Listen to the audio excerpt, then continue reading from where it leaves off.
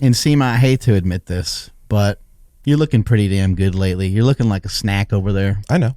You got any room for any snacks in your nutrition, in your diet? I know you're trying to keep everything pretty clean. Mm-hmm. Well, I mean, yeah, I kind of have room. You know how I kind of overdo the snack thing, but like I do like the Quest cookies because again, they have a good amount of fiber. Yeah, they're not something that like I really tend to overeat on, but they hit the spot. Like when I need something that can get me some little, sweetie, I like those. Those are good. Yeah, and for people that struggle and have a hard time with snacks, I would recommend this is something that you do at the end of the day, and that way you go to bed, you're satisfied, you had something sweet, and you can turn over to something new. You can start a new day. What do you got over there, Andrew? Did Nsima say sweetie? I think he did. Said sweetie. I was losing it over here. Yeah, he did. If you guys want some of that sweetie goodness, head over to questnutrition.com, enter promo code MarksQuest at checkout for 20% off all the sweetness. Mm-hmm. So Nsima, I know you come from a background of kind of counting calories and weighing stuff and things like that. Mm-hmm. But more recently, you've been doing a lot of intermittent fasting, and you cut out a lot of carbohydrates, right? Yeah, I've been going super low carb. How are you doing that with jiu-jitsu and power? And you're still strong. I mean, I think it was just 2 months ago or so you pulled like a 725 deadlift. Yeah, no, it's. I think it took a little bit of getting used to, and it took a little bit of experimenting with things I could use in my fast to just make it go a little easier, so I wasn't, feeling like crap. I think some of the Perfect Keto products are pretty awesome for that too, like the MCT oils in the morning. But yeah, it took some time. It took some getting used to not having anything in my stomach and not eating food during the day. My brother really struggles with fasting. He's like, I can't fast. And I was like, well, what if you have, some MCT oil in your coffee? He's like, oh yeah. He's like, I can fast then.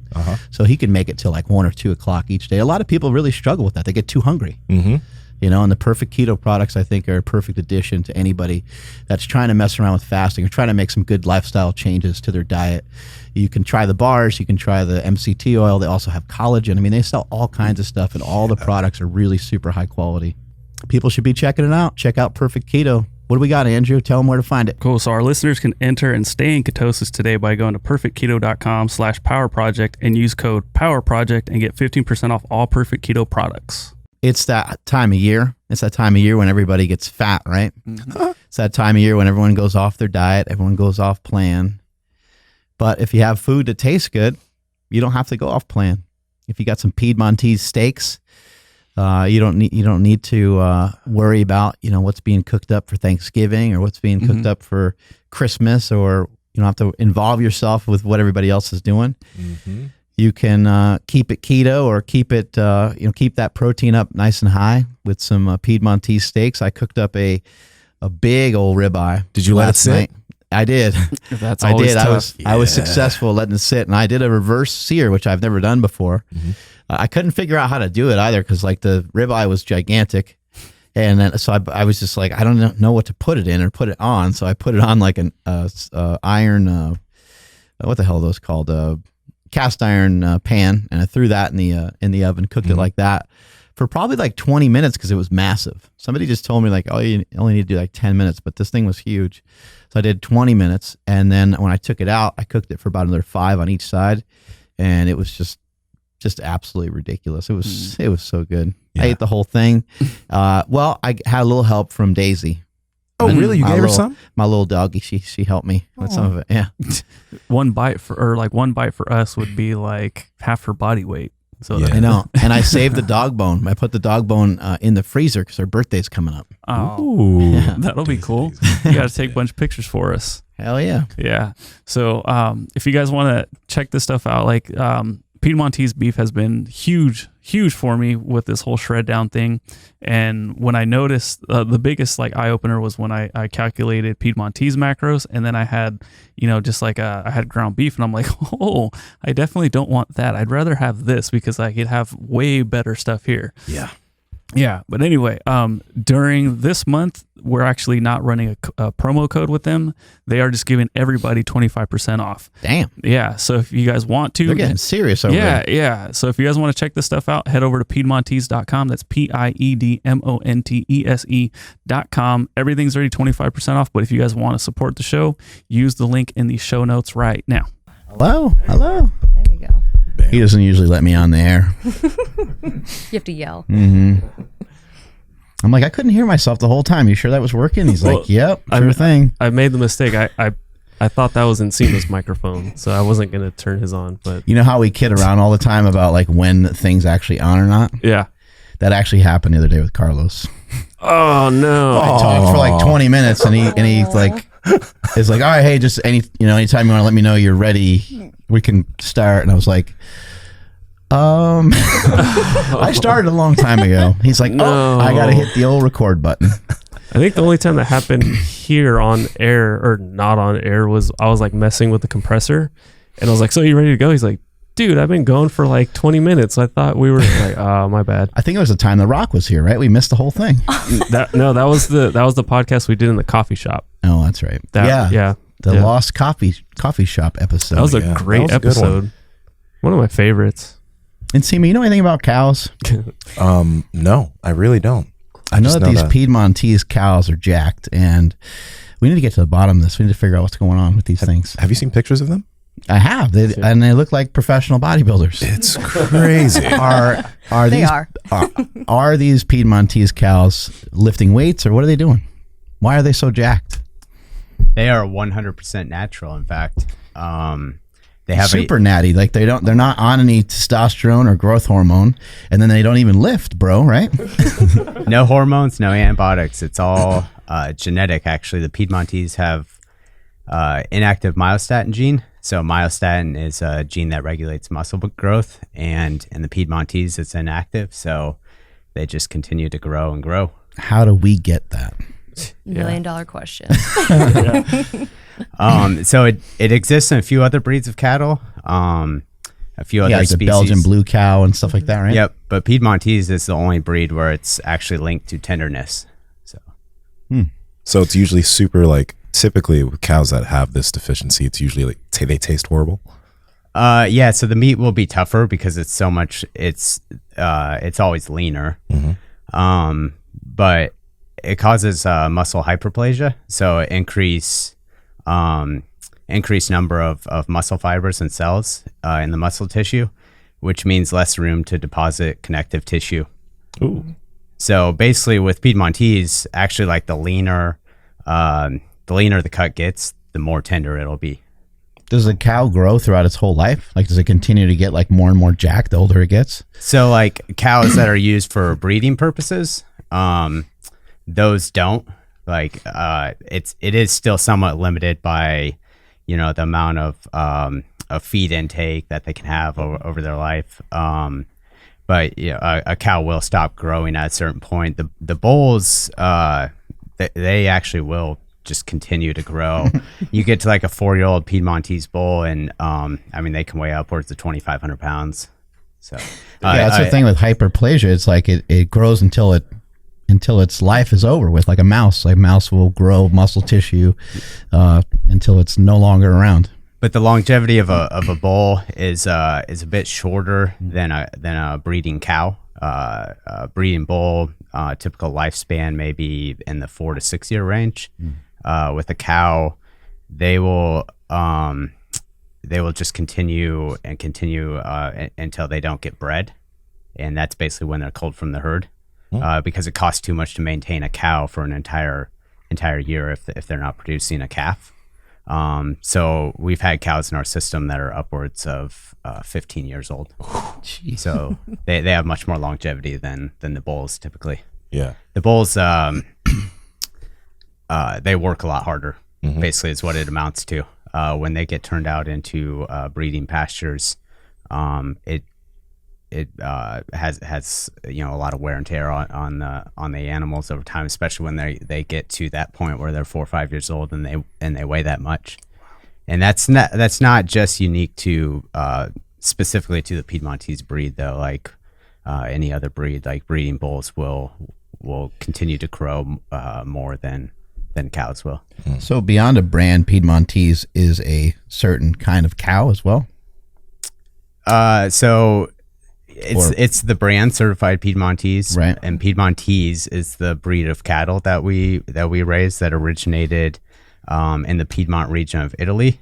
So northwest Italy, near the border of France, is where the Piedmont region lies. And the breed, I'm Italian as well, by the way. Nice. That's why you're Jack.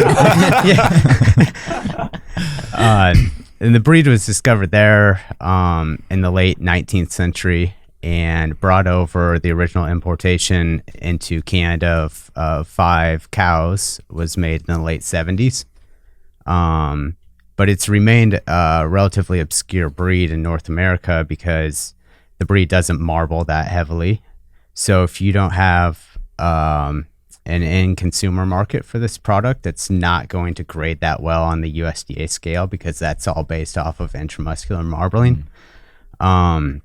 So it never really caught on because if the producers don't have the link to that end consumer, it's going to be a difficult product to market. And that's why, we recognized that opportunity when we got into it because we wanted to take a vertically integrated approach to our business. So we wanted to own cattle as well as sell beef. And that's relatively uncommon in this industry. A lot of times you have a producer who sells calves at like a sale barn, who then goes to a feeder. The feeder will market it to the slaughterhouse. The slaughterhouse will sell it to a wholesaler. And it may go through 5 different hands before it reaches the end consumer. And we want to take an integrated approach to that. So we knew we had a unique opportunity then as well to market Piedmontese for the value that the breed has. What's the difference between like in terms of getting meat? What's the difference between organic and non-organic, and what's the difference between a grass fed and non? Don't like all cows eat grass? I mean, For the most part, yeah. Yep. All cattle do eat grass and only grass for the majority of their lives. So a calf will typically stay on the mother cow before they're weaned until they're about 500 or 600 pounds, and then they're weaned off of the cow, and then that's where they go to a feedlot, or sometimes what we refer to as a backgrounding yard. That's kind of an intermittent step up to a feedlot. But even at that point, even a calf, once it's reached a feedlot, their diet will still be 60 to 80% roughage, grass. So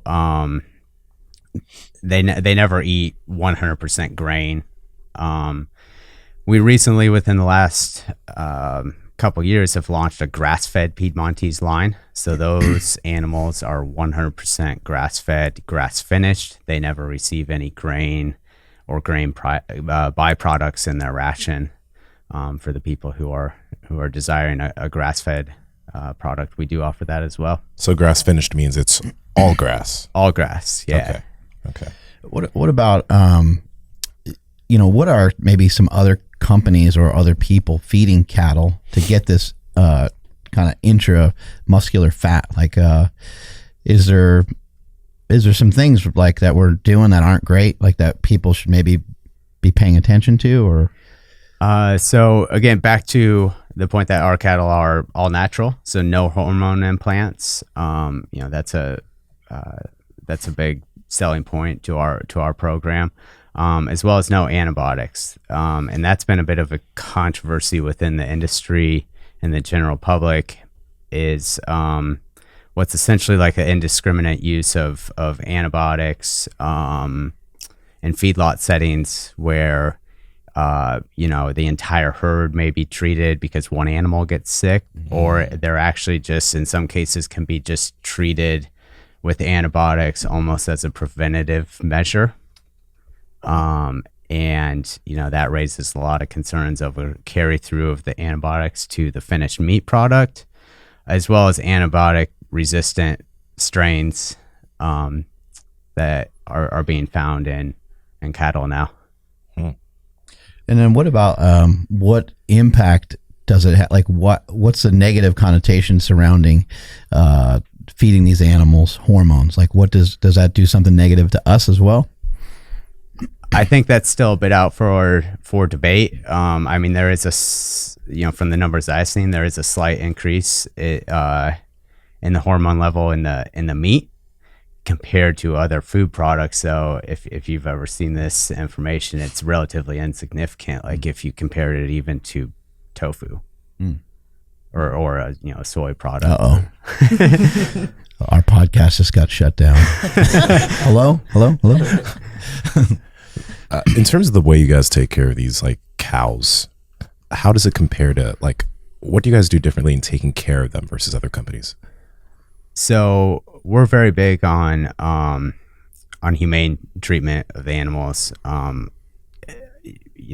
it's best for the animals. It's best for the finished meat product as well, because when you have animals that live lower stress life, they produce better quality meat. Especially during the finishing stages. We hear that a lot from like hunters and stuff like that as well. Yeah. Basically, just let them be cows. Let them live their life. Yeah. I mean, you don't need to stick a whole bunch of them in one area. We let them roam, all that kind of stuff. So I mean, we just treat them like like they were not pets, but we treat them with respect, and it shows in the product as well. Another big thing there is we don't allow the use of hot shots, which is like a electrical shock that's used sometimes in cattle handling. And it's stressful. And what does that do? Because I'm not familiar with this either. So it's basically to get them moving, I guess is what it boils down to. Yeah. There's better ways to handle animals. Like that's when, say if you have to load them out to a truck or anytime they're being handled like into a pen setting when they need to be, we don't allow the use of hot shots. So. And sorry, kind of go back on your question with the organic. I know people like organic and stuff like that, but you're also paying to say that. You're paying the government for them to say, yes, this is organic and stuff like that. So you have to have organic feed, and you have to pay for that organic feed, and you have to pay, the government for that. So, I mean, you're going to pay a lot more for organic. That's another reason too why organic is so expensive. So, I mean, if, you're going to pay for what you get, obviously, and that obviously shows through with our product as well, because we do take care of it. No, we're not saying we're organic, but we're pretty transparent. I mean, we tell you how we raise our animals. We tell you what we're feeding them and everything like that. So, I mean, as long as you're being honest, you're going to feel good about the product that you're eating in the end. Some further clarification of that too. Our grass-fed program is non-GMO. Like we don't feed any GMO feed to our grass-finished animals. We can't, although it's very minimal, we can't validate that for our regular Piedmontese product. Just because like when you introduce grain or grain byproducts into the cattle's feed ration, it becomes very difficult to remove GMO sources of feed in that. And to kind of speak to the GMO a little bit more too, there have been studies, and I've seen as well, the amount of GMOs that's going to end up in your meat product is going to be, 0.0000000, 0.1. So, I mean, you're going to have to eat a lot of beef in order to get the GMOs into your body. So, I mean, the GMO aspect kind of applies a little bit more to what you're actually ingesting yourself directly with the grains. So, I mean, a lot of the non-GMO claims, it's, it's better served when it comes to a carb product, when it comes with grains. Do either one of you have any idea about the practices of maybe some of the fast food companies? Because, we follow like a kind of a meat-based diet, and there's, like I'm a believer that better is better. If you get grass-fed stuff, if you can get, if you can get a better quality of anything, I think it's better quality. Like I'm a believer in that. But there's really not like a lot of research showing, as you were mentioning, like how much of a negative impact it would have to have, meat that has hormones in it, or how much of a negative impact what does it even matter if something's organic or not? So do you guys know anything about like, what like a McDonald's does, or like an In-N-Out burger? Do you have any idea what they like? Are they using real meat, or do you not know? They do use real beef. Yes. Right. It's not always 100% beef though. And because we don't we don't typically sell our product to those types Right. of customers. I can't speak to, every single one of them, the details of their programs, but a lot of times they are using binders or fillers in their product. I think they've gotten away from that in recent years as consumers caught on to that, and that's why you see a lot of marketing from fast food companies that our patties are 100% beef. What kind of tricks are there out there that we should maybe be aware of? Like when someone says 100% beef, like are they being genuine that it's 100% beef, or is there some sort of weird way to word it in a weird way that confuses you? It is 100% beef. It wouldn't be 60% of the time. a lot of times like those animals are probably not natural, so they may have had hormones, antibiotics, and typically for those types of food applications, they're coming from old cows and bulls. So like our breeding stock, we don't turn that into beef. Like those cows, when they get 15 years old, we sell them off on a commodity market. And those very well could end up in a fast food hamburger because a purchaser will buy those. They'll put them on feed to finish them out, fatten them up. They may implant them with a hormone as well. And then they take them to slaughter and they grind the whole carcass because they won't produce a high quality steak out of that animal for any program.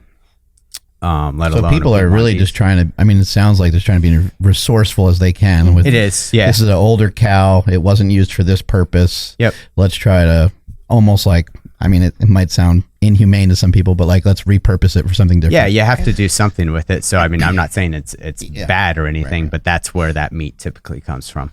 And that, and also that kind of what sets us apart from other companies. We can tell you exactly where this steak came from. A lot of those companies you can't. They have, 2,000 head of cattle a day that they're running through. So, chances are they have no idea where they came from either. So they don't know how they're being raised. You don't know how they're being treated. You don't know, what they're being filled with. So, that's one thing that we can speak to. We know exactly where these steaks come from. We can tell you it came from, this lot of animals. This is where it came from. So that's kind of a selling point for us as well. And the way I became aware of you guys was there's a local market here called Nugget, and I was looking at steaks and I looked at like a ribeye, and I don't know, I think it said like 20 grams of fat on it or something like that. And I was kind of looking at that, and then I looked at one of the ones that you guys have, and I just did like a double take. I was like, doesn't make any. I'm like, am I like reading this wrong, or is this like serving size wrong? And then that's when I started looking at some of the other meat that you guys had. I looked at like a New York strip, and I looked at a few other ones, and I was like, man, the fat is just super low on these meats. And at the time I was unaware of the company, so I didn't really know what the difference was. And then I told my brother that, and then we started buying it from that market kind of all the time. And I think then my brother, communicated with you guys, but it's been a huge blessing for a lot of people that are trying to pay attention to their calories. It's been a huge blessing for people that are just, they don't want the extra fat calories, kind of for no reason. Right. And then the other odd thing that I found, I was like, I'm going to cook this up and this is going to taste like crap. This is going to be like a hockey puck, it's going to be awful. And I was surprised, and it was excellent. And that's not, you guys do sponsor the podcast and stuff, but this was all going on before we had any involvement whatsoever. And I appreciated the meat, like even from the jump, from the get-go. And it was something I never experienced before, because normally you get something leaner, like chicken versus steak. Like I'm not going to eat a chicken breast. Like I don't enjoy chicken breast. It's always like drier and stuff. How are you guys still able to get the flavor? Is it just a kind of cow that it is? So I think you're tasting more of the meat there, that rather than having a lot of competing flavor from the fat. So like if you've ever had any game meats, it's not a gamey taste to it, but you're really just tasting just the muscle meat there. Another thing that really helps with it though is that it is so lean but just as tender as prime. So we ran shear force testing at the University of Nebraska, which is a measurement of tenderness of a steak. We were looking all that up. Yeah. We're like, what is this shear force testing? Yeah. And just as tender as prime. And depending on the cut, it may have even up to 50% of the fat. Wow. It's significantly less, regardless of what the cut is, but just as tender. And is it because it's leaner that it cooks so much quicker? Because the first time I cooked one of them, I was like, "Oh shit, I overcooked this." Yep, that is the reason that it'll cook faster, is because it's leaner, and also the reason you don't want to overcook it. I mean, I wouldn't really encourage anybody to cook our steaks past a medium doneness. Ideally, like a medium rare would be best, because it'll retain the moisture better. When you take such lean cuts, and again, similar to like a game meat, they're very lean. If you overcook them, fat will hold moisture better than muscle will. So, But what's funny is because my husband can't see any pink in his meat whatsoever. He loves it. It's so tender still. Even if you cook it well done, it eats amazing. That's the crazy part. So if you mess it up a little bit, it's still going to taste good. It's not going to taste, like a sirloin you get from the regular grocery store. That sirloin is going to taste like a well done filet mignon. So I mean, it's pretty amazing. Yeah, and just so people even like understand what we're talking about when it comes to like the fat content and all that. This is my favorite cut that you guys make. It's the flat iron steak. So for this whole steak right here is 92 grams of protein, 4 grams of carbs, and only 8 grams of fat. And it doesn't make any sense to me, but it's so delicious, and I love this one so much. That's definitely, it's insane. 92 grams of protein. I think that's a world record. Yeah. Right? And what's cool about the flat iron itself is actually the second most tender cut in the animal behind the filet mignon. And, a whole lot of people don't know about that. Number one, because it's a hard piece of muscle to get to, and it's also a pain in the ass to try to deal with and cut down into steaks. But that was actually discovered at the University of Nebraska. So, how did you guys get involved with this company? Piedmontese. So we have 2 segments to our business. We have a live side of our business that's actually called Lone Creek Cattle Company. And then we have Certified Piedmontese is our beef brand. We started the cattle company back in like 2005, 2006. And like I said, we wanted to take an integrated approach to our production process. And ultimately, our goal was to have a finished beef product to bring to market. And at that point, we were just a cattle company. At that time, we'd never even heard of Piedmontese yet. We thought we would just try to do it with a grass-fed beef program. So we did some experimenting with that in 06, 07, did a couple trial runs with what would be considered like a typical Angus crossbred calves at our ranches in Nebraska. We weren't too happy with the results of those test runs. The product was very tough and had some different off flavors to it as well. So we kind of abandoned that idea, and we came across the Piedmontese breed, which like I said, we saw a lot of potential in that. It kind of fit the bill for targeting a health conscious consumer, because that's what we were originally after with doing a grass-fed beef program in the first place. But we could bring those health benefits to the consumer without sacrificing anything in the way of flavor or tenderness. So we acquired our first Piedmontese bulls in 2008, and then we've just been growing the herd from there. And now most of our resources within our cattle company are dedicated towards improving the performance within the breed itself from like a seed stock standpoint. So those are the animals that are used to produce the bulls and cows that are used for breeding purposes. And that's mostly what we dedicate the resources in the cattle company for now. And then we work with a close network of producers around our local area that breed their cows to our Piedmontese bulls. And then we buy the calves back from them once they're weaned off the cow. And that's kind of how our production process works. So we take ownership of the calves when they're 600 or 700 pounds, and then we take them out to finish weight. I don't know anything about cows. Are the males the only ones that are used for the meat, or are they both used for meat?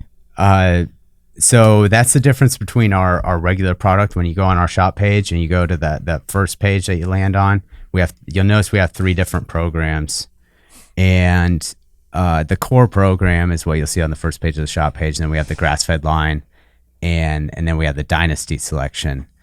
So the core program is a Piedmontese bull that has bred a commercial Angus, commercial Charolais. You can cross them with just about any breed, but it's always like a full-blood Piedmontese bull that's used for breeding purposes. So then the calf is a half-blood, and this is very typical of what a lot of like breed-specific beef programs will do. And the inactive myostatin gene, the bull will carry 2 copies of the allele, and their offspring then, if they're bred to a cow that has 0 copies, will be a 1 copy calf. So they carry 1 copy of the gene every single time, and that's what our program is based around. And then the Dynasty selection, though, is our full-blood cattle. So they carry 2 copies of the gene. So all of these benefits that we talk about to the Piedmontese program are even magnified in that product. So it's even more lean and even more tender because they carry 2 copies of the gene. And that's the one that's wrapped in gold, correct? Yeah. Okay. Yeah. You guys dressed that one up real nice. Oh yeah. Yeah. What's I just saw it a second ago. The Beef Club. What's that? So Beef Club is you can sign up to get, we do monthly shipments and quarterly shipments, and we have 2 different clubs there. So you can sign up for $100 a month. We'll send you this selection of beef. Every month we'll create a different one. Same with a quarter. And then we also have, there's 2 different lines there. So one's going to be a little more expensive than the other. You also get different things. So there's no thinking to it. You just sign up for it every month. You get a shipment of beef. That's cool. We're actually working on doing a customization type thing too, so you can pick and choose which ones you want every month. So if you like this every single month, this is what you're getting every month. Yeah, I was gonna say, is there a flat iron club? Oh yeah, we can get one just for you. Yeah. But I mean, you can't beat. I mean, the prices are going to be discounted, obviously. So you get a nice break there. There's no charge for shipping on top of that. So I mean, $100 a month, and look how many different things that you get. You can just try different things. I mean, that's what the cool thing is about our program. There's a lot of beef products that people will never even think to try. Like what's a bavette steak? No one has any idea what that is. What is it? I didn't even know how to pronounce it, to be honest. Bavette. Yeah.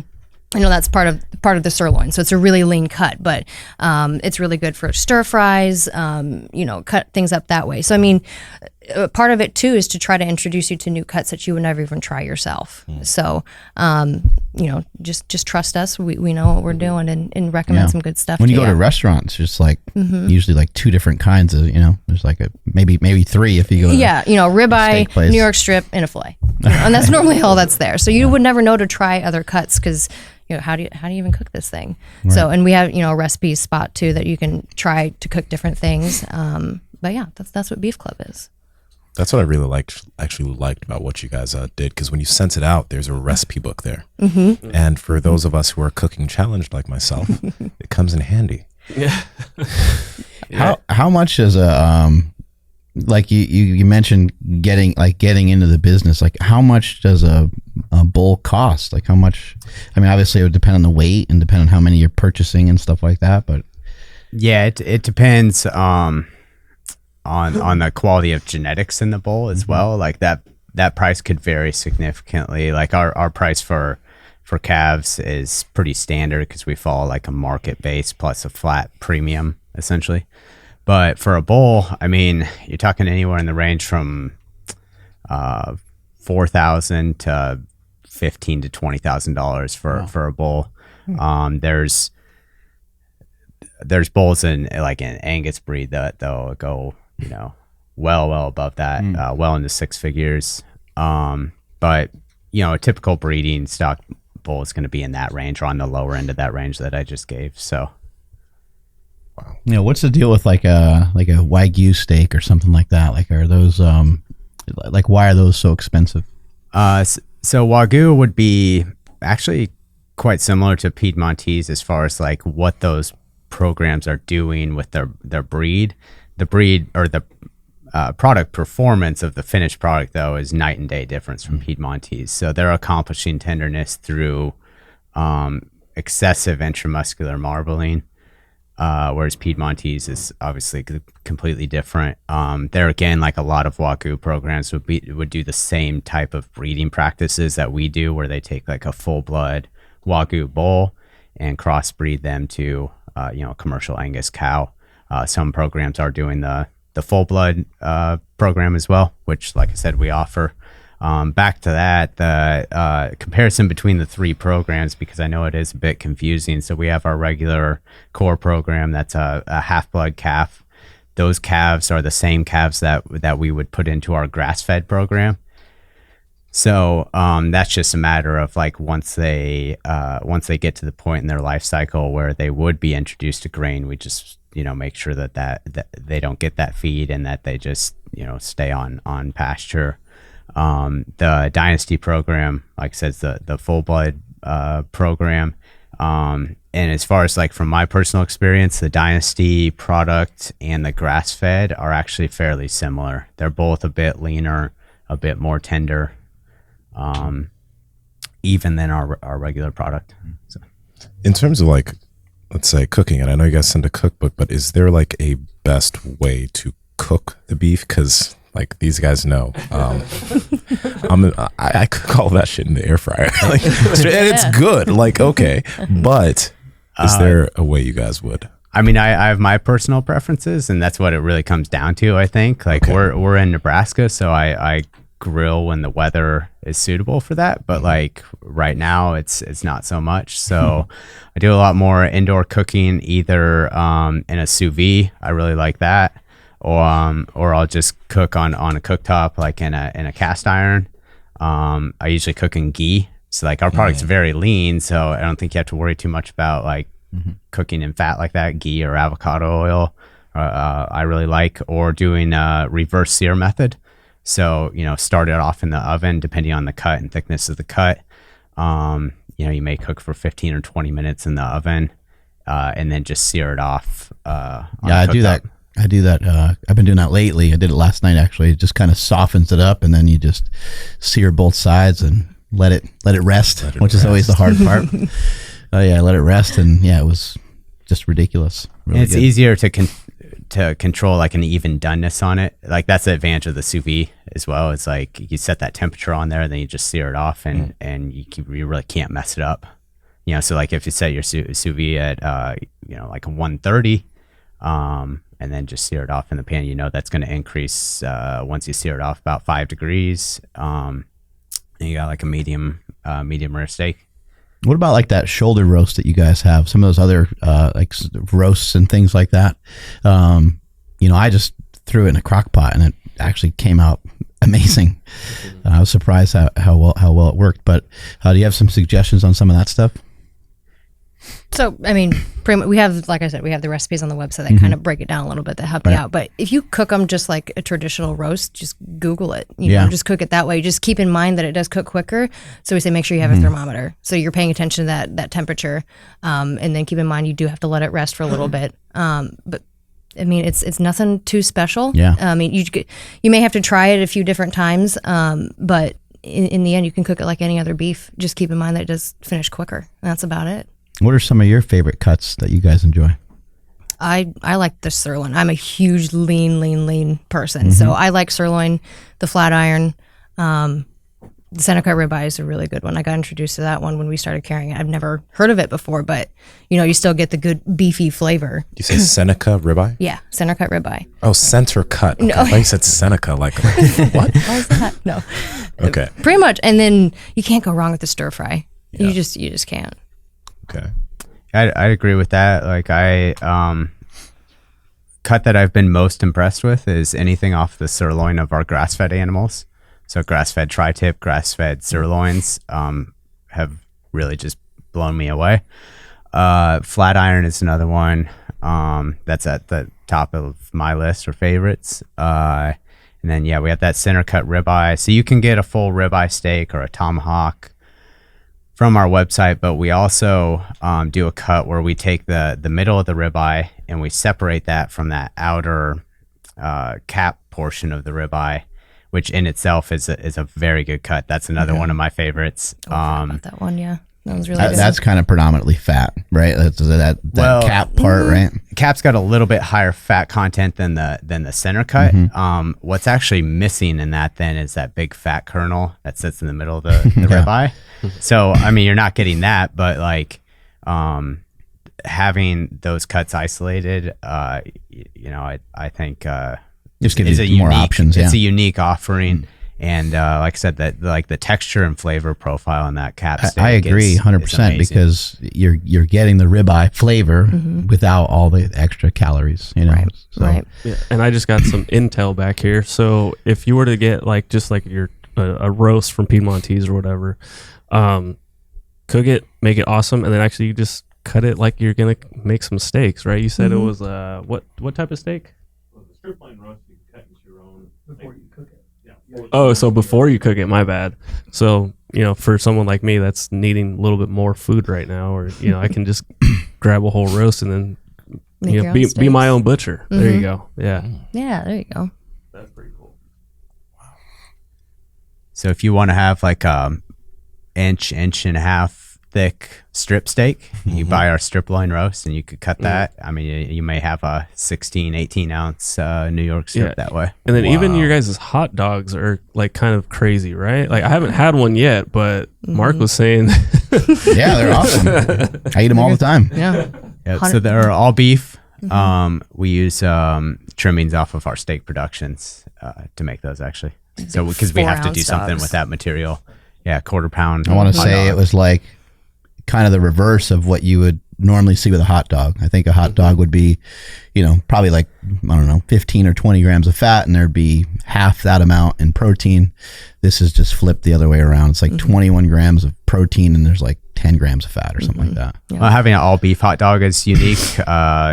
Most hot dogs are going to be predominantly pork, maybe some beef, and then they put God knows what in it. I mean, a lot of times you'll end up with like a lot of other byproducts and offals in it, which offals there's a certain percentage that are allowed in them, and those are basically like your organs and whatnot. I remember the movie The Great Outdoors with John Candy, and they state that there's lips and assholes in hot dogs. Absolutely. Yep. Not ours, though. But not in those hot dogs. No. Not ours, no. What's the difference between like prime, like when you go to the store, you see all these differences, and it's they're more expensive cuts and things like that. What's the difference between all those?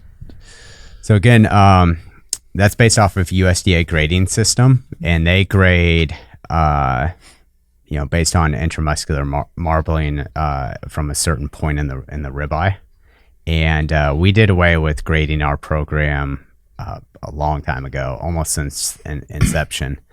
And the reason for that was because like Piedmontese, when raised properly, should never grade prime because they just don't have that much fat in them. Still, again, just as tender, but that grading system doesn't really jive with our program, so that's why we just did away with it. So we're just going to sell Piedmontese and not concern ourselves with the grading system.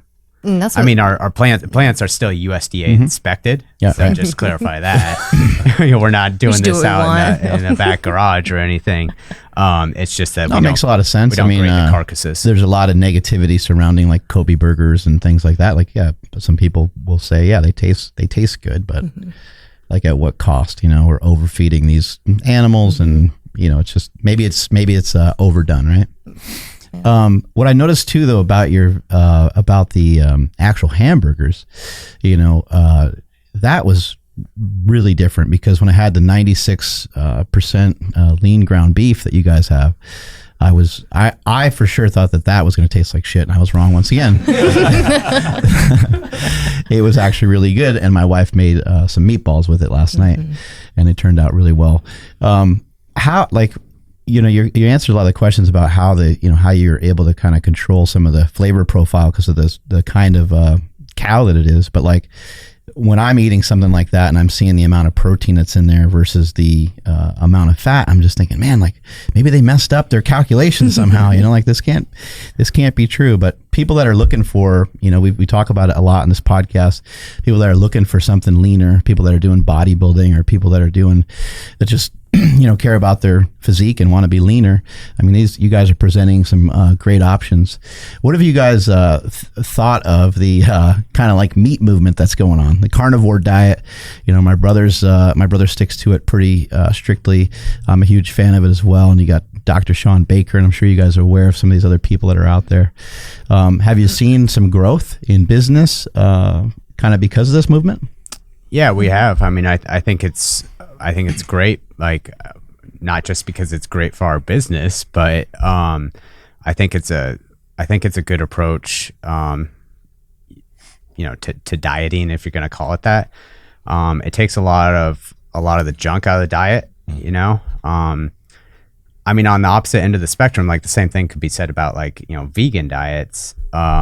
Is once you remove a lot of that junk, so like you're just displacing it with more beef.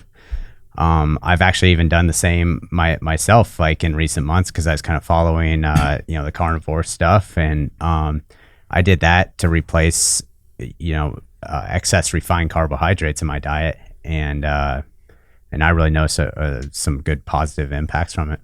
I think you said that really well, and that's something that we've talked about on this show before. Is like, it's what you eat is obviously insanely important, but for a lot of maybe a lot of average Americans that are overweight, focusing more in on what they shouldn't be eating might be a better place to start, or a little bit easier, more gradual approach. And I think that's why we see some people saying, I swear, like I just, I eat vegetables and I feel amazing. And then you got the other people on the other side saying, I just eat meat. And both are really kind of saying a similar thing. They're saying, I don't eat a bunch of bullshit, basically, right? Yep. Yeah. And there's still a lot more research that needs to be done with the whole meat thing in general. I mean, you've been told up to this point for how long that red meat is bad for you. It's going to give you cancer. It's going to make you fat. It's going to be terrible for your cholesterol. And that's just not always the case. And so there's still a lot of research that needs to be done. And our beef is not just for people who are, in the fitness industry. It's anyone who's looking to just be healthy in general. I mean, it's a good, clean eating experience in the first place.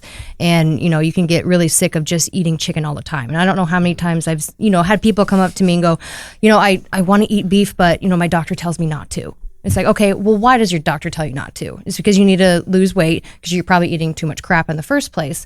Well, doesn't mean that meat is in that category. I mean, you can still make good, smart decisions. Make sure it's obviously a company where that they're taking care of their animals and that they're handling the process through and through. And that's where we kind of come in. We're not just for the fitness people. We're kind of really for anybody who loves to eat meat. I mean, if you like to eat meat, you're going to try it. And that's the biggest part too, is people don't believe us. And like you said, you saw, okay, it has no fat in it. It's got to taste like crap. And then you try it. You're like, there's no way. We still get blown away every single time we do demos.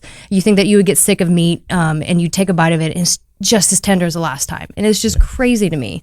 But a lot of it comes down to you got to do what is best for your body. Like just recently I found out that I can't have fructose at all. And so fructose is in everything. So garlic and onion, I can't have any of that stuff. So I've been eating mostly, and I still have to have carbs just because, I'm a wimp like that. And so I eat every day at least a pound and a half of beef for an altogether, and then rice and potatoes. And I have felt so much better. It's insane just cutting out, all the crap that doesn't work for my body. And that's the thing too, is people have to realize too, what works for your body is going to be different than what works for someone else, for you and you, But ice cream won't work for anybody, unfortunately. Right. No, it won't. No. Yeah. And there's so many things that dairy in general, there's 70% of people shouldn't be eating dairy anyway. What's fructose do to you? Make you crazy? Yeah, exactly.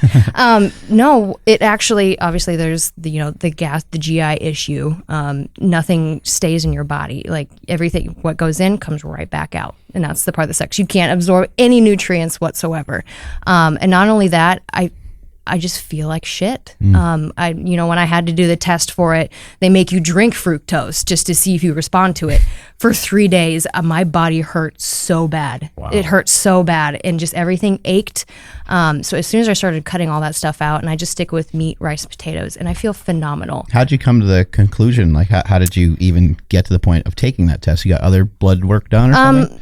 Yeah. So I just wasn't feeling good. I would go to the gym, they tell you need to have sugars after your workout to help fill up your muscles. I'm like, absolutely, cool. Drink some Gatorade. So I started increasing my Gatorade intake, trying to make sure that I keep my carb levels up, all that fun stuff.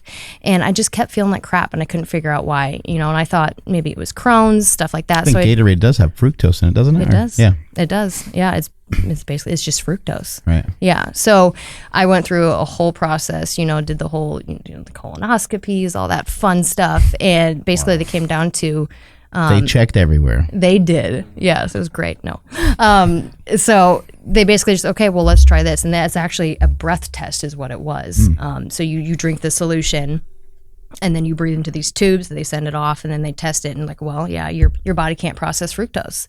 And obviously I could when I was little, but over time, the different things that you're doing to your body, it'll add up, and it can affect your body in certain ways. So yeah, I mean, I was just happy to find out what was wrong and know what I can and can't have. And it's nice to know that I can have good, delicious meat and not feel like crap.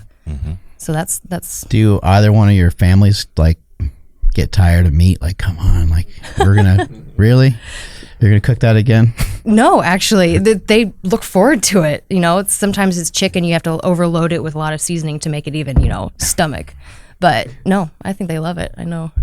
With my kids, we eat it probably 6 nights a week. Yeah. And we may have chicken the other night, and then they're reminded how good beef is. Just it's more flavorful. Yeah. So you do triathlons? I do. Yep. Brutal. How long you been doing that for? About 5 years. So that's kind of what led me into it, was because when I'm doing heavy endurance training, especially on days where I'll burn 4,000 or 5,000 calories on the weekends. Then I'm just taking in massive amounts of carbohydrate, and it's a lot of it's really high glycemic stuff. So naturally, I think I was starting to develop some insulin resistance. And if you're not careful with it, I think it can actually lead to a very unhealthy lifestyle in triathlon, especially I do mostly long course, half Ironman and full Ironman distance races. Done 11 full Ironmans. And I think that was kind of, like I said, it was building up what's essentially pre-diabetic conditions for me. So even though I'm doing, something that would otherwise be viewed as very healthy for me, it was causing, quite a bit of damage to my body, I think. So back in August, I started to cut down carbohydrates, and by September, I wouldn't say I've eliminated them, and I adjust them a little bit depending on my training load. Was this kind of in collaboration with maybe talking to some other athletes or hearing podcasts? Or yeah, I've seen what Zach Bitter's done. If you're familiar with him, there's some others like Dave Scott, who won the Ironman World Championship a number of times, and he's a big proponent of a higher fat, low carb. I didn't go full keto approach. I kept my protein up a little bit higher. And then, as you know, gluconeogenesis would convert that into the carbohydrate that your body needs. And I noticed a significant improvement from it. So I've been sticking with that since about August. What would be a low carb for you on a competition day or before a competition day? What number? On a typical day, maybe 100 grams of carbohydrates on 1 to 2 hours of training. Wow. When I race though, and this is where my insulin sensitivity's picked way back up, because I've noticed I've raced a couple times this fall. The last race I did this year was Ironman Arizona about 3 weeks ago. And where I normally take in 70 to 80 grams of carbohydrate per hour, and this is spaced over a 10, 11 hour race.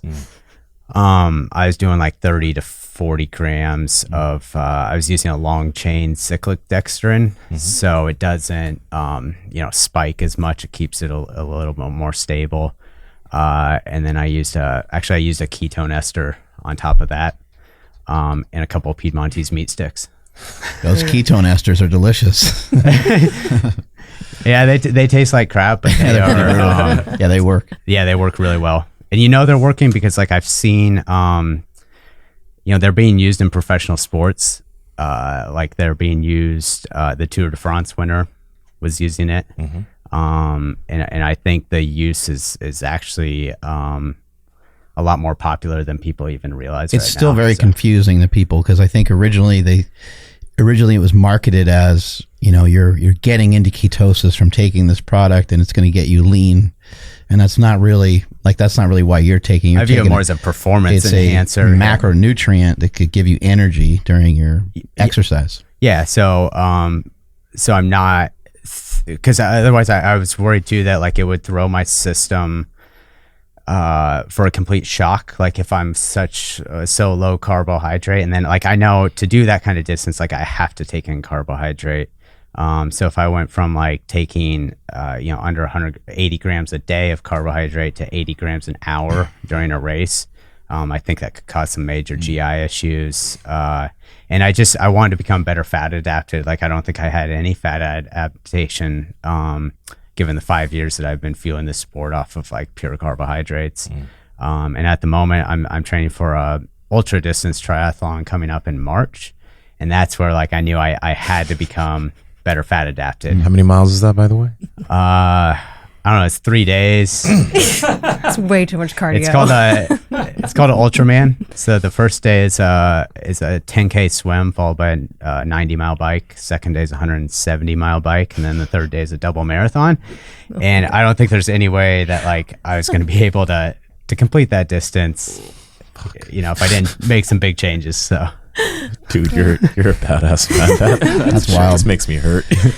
Just to clear things up for people, just trying to get your body fat adapted. There's some information out there that people kind of just like, go on a keto diet for like 2 weeks and then you're fat adapted. It usually takes a really long time. Like it could take 6 months for you to truly be fat adapted to perform, at the level that you're performing at. It can take a while. And also, too, it probably just makes sense. I mean, sometimes you just think about like some common sense. Like, does it make sense for you to go from eating 300 carbs a day right down to 0 out of no? Like, you're probably not going to feel great. Then you're going to be frustrated. Then you're going to think that diet's stupid. I'm never trying that shit again. You're probably better off kind of easing your way into it. Yeah, I think it took somewhere in like, it was around early October that I was probably like, I felt like I was truly fat adapted. I felt like I could go out for a workout either in a fasted state or not having any carbs that day and still feel, within my comfort zone on it. I kind of eased into it. So I didn't go from like eating the diet I was previously just to like straight into a low carb or keto diet. I've eased into it over like 3 to 4 weeks. But it's still tough then, especially like keeping up that kind of activity level. You mess around with intermittent fasting at all? I do a little bit. And again, that sometimes I'll do it like on a Monday. It's when I find it easiest for me to do. So like after I've done my big workouts on the weekends, the longer ones that are 3-4 hours, I'll do that on a Monday. And then I try to throw in like a fasted workout at the end of the day, like 4 or 5 in the afternoon.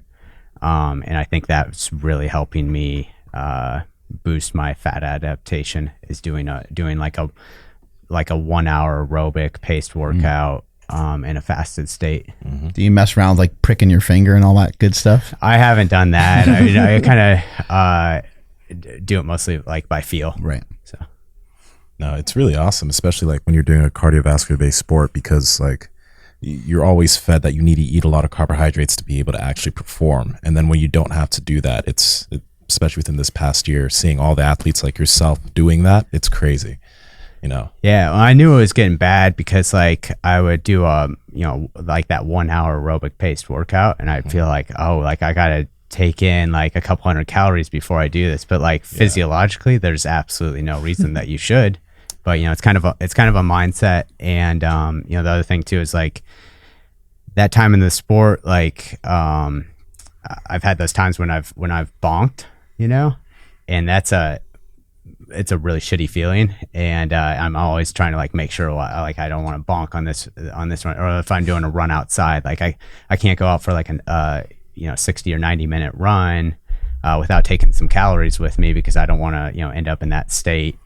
How bad has that been? Like when you have bonked out, how bad is it? I don't know if you've did you have to discontinue, or I have to stop, and then I have to take in some simple sugar like straight glucose fast to get back going if I want to continue.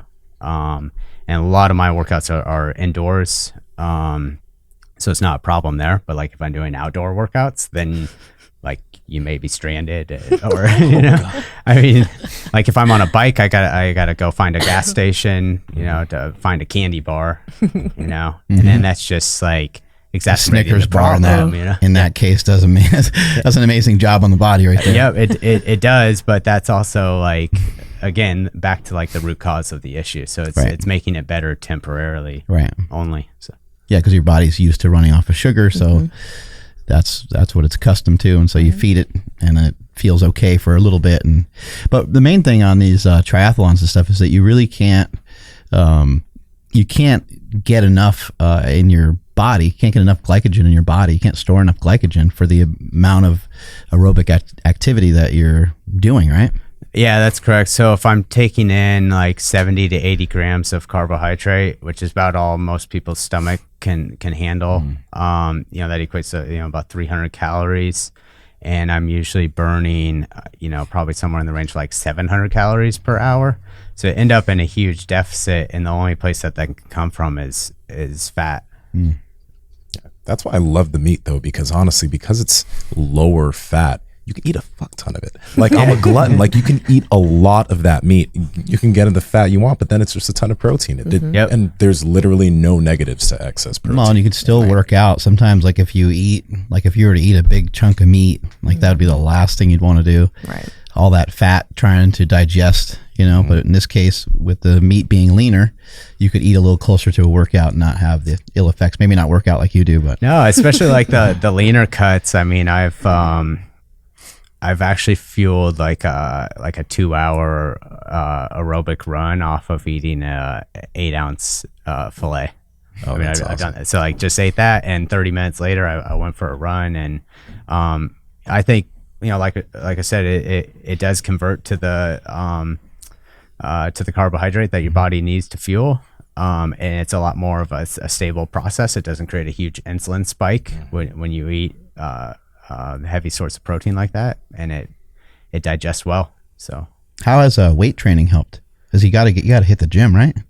I do occasionally. So that's another thing I started along with this whole process was I used to. I know it's had a huge impact for some people that do triathlons. They're like, I don't that's like not my thing, but I know that I go in there and it makes a big difference. Yeah, I got to keep the strength levels up. I used to lift a lot, but then when I got into endurance sport, I didn't touch a weight for 5 or 6 years. But in August, I got back into it and improves strength, but improves hormone levels as well. Endurance sports can really trash your hormone levels. So just, lifting a couple times a week for me and just doing some key compound lifts, I think makes a big impact there. Also, it might be a weird way of looking at it, but just anything to prevent you from running. Yeah, you know what I mean? Like that's the same thing with somebody being vegan or someone being carnivore. Right. It's like, hey man, whatever you got to do to prevent yourself from eating like crap, doing more damage. Because, for us, we love the gym. So if we can find something that's not the gym, I like to walk. He likes to do a lot of jujitsu. Like just find something that's maybe just a little different, because a little goes a long way, but too much can set you backwards just as well. Yeah, that variety helped a ton. So like Arizona, that race went really well for me, and it was probably on like the least amount of training that I've ever done. But the changes to my diet and to my training routine coming into it, even though it was actually backing down on my total running, cycling, and swimming training volume, still worked out really well. What's the hardest part of this business? just shipping out meat, all over is the country, right? Not the world, right? The country. Yeah. All 50 states. Yeah. Ship to. What's the hardest part of all this for you guys? I'd say the hardest part is that, like obviously on podcasts like this, we have the time to like go through the intricacies of our program. But like if we're trying to make this sale to somebody and like in a 30-second window, it's difficult to cram all this information into that. So. Yeah, our meat's better than everybody else's because right. And half the time, people don't believe you. That's the thing. That like, there's no way it's going to taste good if there's no fat in it. There's no way it's going to be tender if it's that lean. So a lot of times, you got to get the product in front of the people to try. Once you try it, you can't go back. You're going to be spoiled from there on forward. Or it's just simply overcoming like some of the misconceptions that are out there now, like that, red meat is bad for you. There was the WHO report released a few years back that then they've now backpedaled on as well. And, that's really confusing to consumers and the general public who maybe, don't educate themselves that much on these issues. And, whoever screaming the loudest, basically. Yeah. So that's another challenge that I think is faced industry wide. It's not just unique to our business. On your website, what are other like really unique meats that you guys have? Because you have hot dogs, which I haven't had yet, but you have beef jerky too. What other stuff do you guys have that's just like jerky is great. That's whole muscle jerky, so it's not like a structured product. We use we use a round, and so it's all one muscle. And again, all of our products are natural. Yeah. So we have to keep the ingredients in line with that. Like you won't find any nitrates, nitrites, MSG. We don't have any MSG in any of our products. Our snack sticks are really good. We have 2 flavors right now. We're continuing to develop more. So we have original and jalapeno, and within the next few months we'll be out with a few additional flavors, seasoning mixes that we have, and then we do also, and these aren't products that we produce, but we sell bison on our site. You can find that on there, just ground bison. Okay. And then we have a variety of organic air chilled chicken from Smart Chicken that we sell on our site as well. So you can get a variety of proteins on our site. Pretty cool story about that jerky right there. My fiance actually won it through Instagram from Piedmontese. Oh, did she? Yeah, and then so I'm like, man, we need some representation on the table because like we had the other sponsors up there too, and so I'm like, okay, is it cool? And she's like, she donated that one, so that's where that one actually came from. We brought some. We'll get her some more. We'll replenish that. Awesome, thank you. That's cool. You ever have any issues with supply? Like you ever have like a shortage of cows or not be able to get them from like, there's got to be difficulty in, bringing the cows, to Nebraska and stuff like that, right? Yeah, so we're building up those numbers. As I mentioned earlier, all of our resources within our cattle operation now, besides procuring, the feeder calves from these producers that we work with, everything internally we use to develop more bulls and cows for our breeding stock purposes. So from a supply standpoint, we're ramping up big time. It takes some time to get there though. Cows have a 9-month gestation cycle, so like same as humans. So it takes a cow 9 months to give birth to a calf. So you run on a annual cycle. It takes a full year to get a new calf out of a cow. So like to ramp those numbers up, it takes time. Wow. Are these cows any more active? Like just because they're more jacked, they move around a little bit more, or not really? Push-ups and stuff. Yeah. Not necessarily. Running around. We train them. Yeah. How much do they deadlift? That's what we really want to know. All the weight. Only in the sense that we're big on allowing the access to free range and not overcrowding into pen settings. Our bulls we develop predominantly on pasture. You get better development, and that's like breeding stock bulls that are used for breeding. So you get better development like in the feet and legs because of that. So if you keep them confined like too much or in a pen setting, they don't work those muscles and those joints enough to be strong. So in that sense, yeah, I mean, like they are worked out. You know? I mean, it's not like we Put them through a training yeah, program. put them through a training program, but This but guy that's the claims he intention. got super jacked off of goat milk. Oh, I know. Okay. Okay. I know. I said the same thing. Yeah, I said, all right. Very suspicious. Is there any Piedmontese milk? Can we get some extra protein from these cows through milk? I'm actually looking into it. I'm very intrigued by that. And so in Piedmont, they're used It's like it's the only milk that doesn't have any lactose in it. in Italy. They're still used as a dual purpose animal. So they're used for both their milk production and their meat production. That milk production mostly goes into making cheeses in Piedmont. But we'll see. I don't know. We never intended to start a dairy with this program, but you know, I honestly, like, I never thought we were going to be back into the grass-fed deal, but we did this trial a couple years ago with Piedmontese, and we were really surprised and impressed with the results of how Piedmontese did finishing them out on grass. So you never know. I think you were mentioning checking the amino acid profile and stuff like that. Yeah. So we're starting out with meat. We'll probably do this with milk eventually to test the amino acid profile, just to see, you know, what it looks like and how it compares.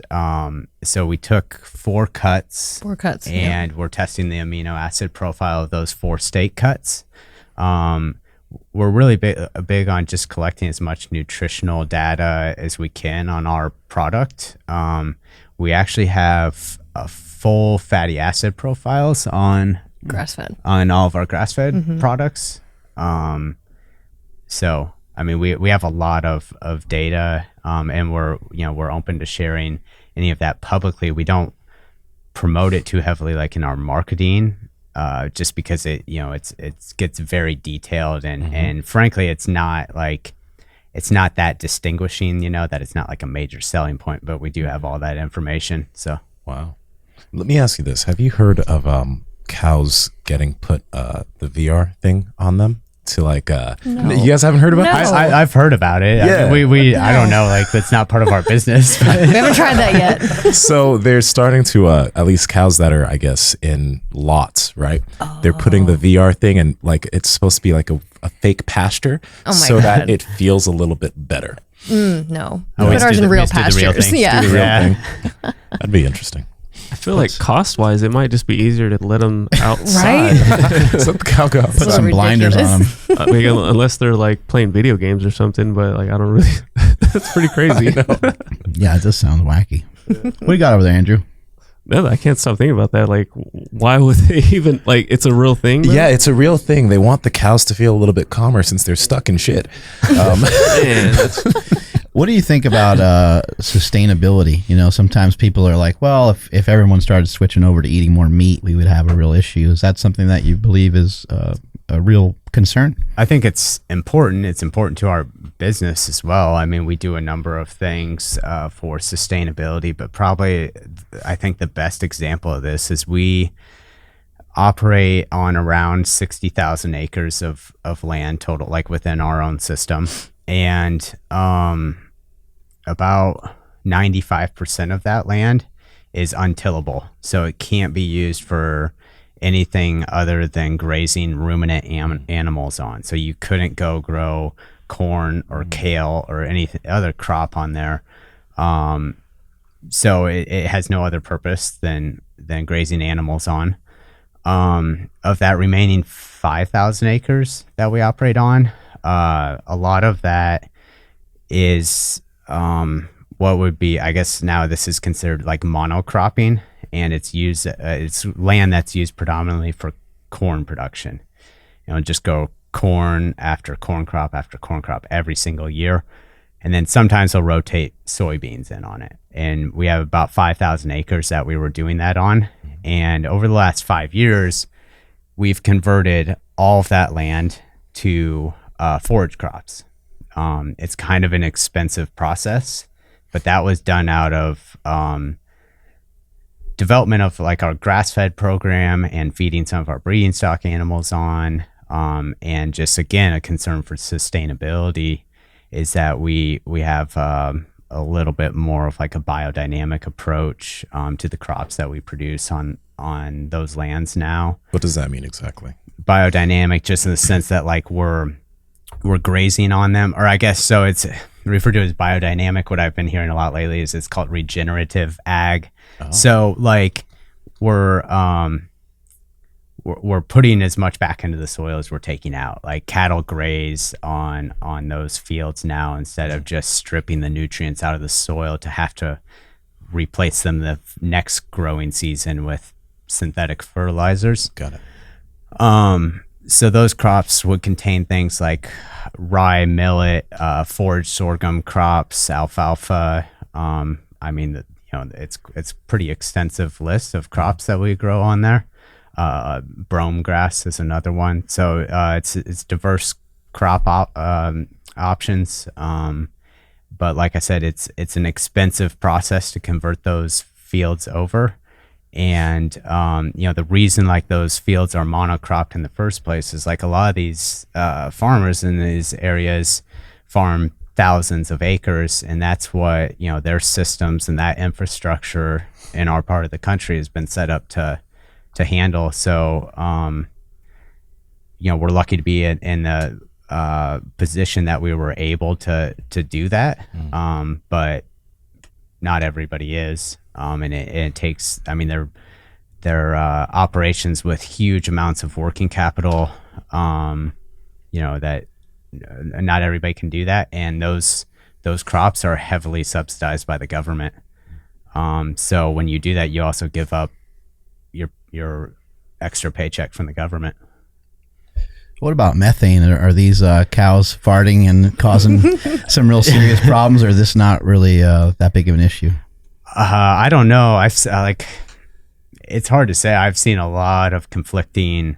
I thought you were going to say cow farts. Yeah. I've seen a lot. Like, whoa! I've seen a lot of that too, but Oh no. I don't know.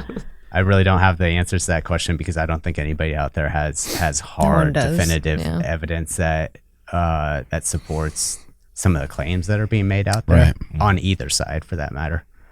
For our peeps that are wondering, like UK and all that type of stuff, because you only ship in the US right now, are there any plans to get worldwide shipping, or we're looking into Canada right now? Canada. Yeah, we have a lot of people triathlon world who are asking about getting it up there, and a couple of people on Instagram. I mean, they've asked if we can do that too. So that's our next venture. We've seeing how we done get to Canada. Export sales on a wholesale level, but to do like a direct to consumer sale on an international level, there's just a lot of hurdles there. So. Yeah, once it gets to customs, it sits there for 2-3 days, and at that point, it's gonna be thawed out, gross. So Canada would probably be a little bit easier to do that direct to consumer than overseas. As I mentioned, we do currently all 50 states, so we do ship Alaska and Hawaii as well. Yep.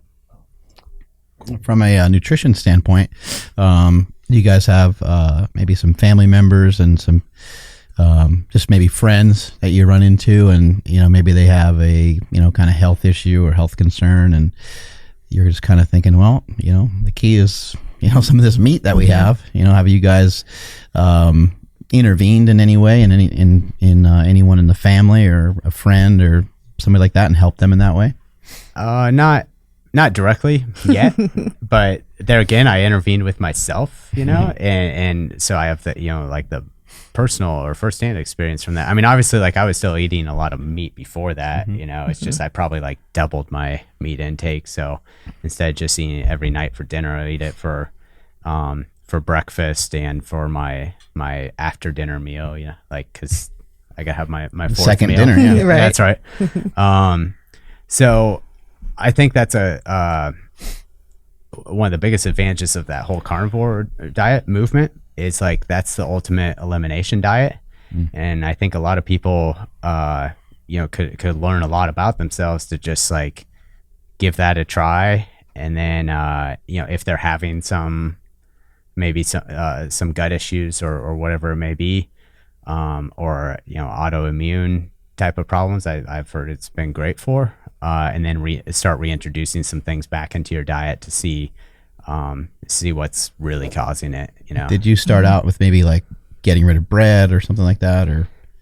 Yeah, so it's like it's a lot of bread. Cut out the gels and blocks and stuff that I take during my workouts and start replacing. Like the only thing that I have to replace those with is like there's the cyclic dextrin, or like UCAN makes a super starch, so like those kind of long chain carbohydrates. But yeah, cut out. Bread is probably the biggest one. Yeah. But then you start looking at, like, once you get further into it, though, like the refined sugar or the high fructose corn syrup, whatever it may be, is added into literally every single product that we're consuming. Like ketchup, I use a ton of ketchup, and it's in that. Yeah. So. For myself, obviously, I'm the walking example of what I can and can't have and what's good and not good for you. So, and I do all the shopping in the house. So basically whatever I buy, everyone else is going to eat. But my parents, I've turned them onto it. Cool. Yeah. And my husband's a big example too. He loves his cake and cookies and ice cream. So he's incorporated a lot more of meat and protein into his diet, and it's showed a lot. He's got a manual job. So he works in a warehouse. So he's on his feet all day. And that's one thing that he's noticed is the amount of energy that he has, and then is still able to go and work out at the end of the day, and not just be completely exhausted. So it's helped a little bit. Cool. Oh, well, last thing in terms of the meat quality when it comes to your door, it's honestly been so much better, because whenever I'd go to like Costco, sometimes they don't have what I want there. In the past when I had to buy it from there. So it's great that like when it comes to your door, it's all so damn fresh. And it makes Costco meat taste like shit now. Honestly, it really does. Like You get spoiled. You really do. I ran out of everything, and I'm like, well, Costco was good when I was going there, so let me, grab that. And then actually, me and Chris Bell were talking about that, how like once you go. I was waiting for that. Well, you guys know, you can finish the sentence, but yeah. And then the other thing is like, when you guys are, Mark was asking you guys if you guys have like converted anybody or turned anybody on to like, like how amazing this stuff is, or how good it is for you. My family freaks out every time I cook Piedmontese beef. Like it's incredible. Like whether it be sliders or the flat iron steaks. And we almost forgot to mention the sliders. Yeah, Thank God you slid them in there. Oh my God, they're so good. The biggest or best example I can give people is like, if something's good, your kids are going to love it. My daughter eats the steaks first. Like she doesn't do that with any other protein. And I mean, as parents, we know that like trying to get kids more protein is always kind of a challenge. And so with these steaks, it's like, here you go. But it does get to the point where I'm like, hey, I'm running low, so I don't know, go have some fruit rolls or something. Obviously not, but that's the biggest sign for me that tells me like, yes, this stuff is amazing. So yeah, really appreciate you guys. Absolutely. Thanks for having you guys. I appreciate you guys taking the time to come out here. Excited for the seminar tomorrow, I think it is. Yes. Yeah. Maybe lots of steaks. Maybe I should show up tomorrow. Huh? Seminar tomorrow with my brother. Again, thank you guys so much for coming out. Is there anything else that you guys would like to share, or like them to know about the company? No, thanks for having us. I know you have 25% off the whole month, We right? do. Is that right? Yep, through the end of the month. Yep, we have that sale going on. So take advantage of it. $99 or more, it's free shipping.